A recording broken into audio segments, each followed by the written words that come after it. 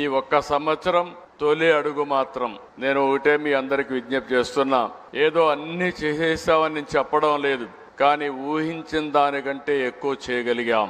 ఈ రోజు మీరందరూ ఊహిస్తే నేను 4వ ముఖ్యమంత్రి పదవి నాకు కొత్త కాదు. ఇంకా క్లిష్టమైన సమయాల్లో ముఖ్యమంత్రి అయ్యాను.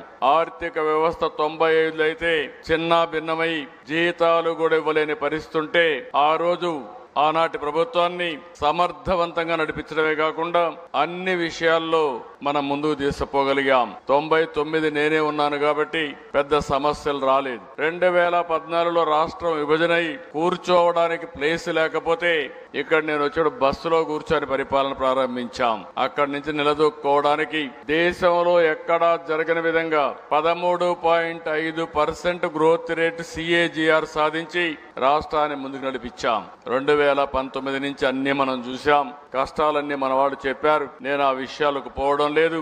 ఎక్కడ మన ప్రయాణం ప్రారంభమైంది, ఏం చేశాం, ఏం చేయబోతున్నామో అవన్నీ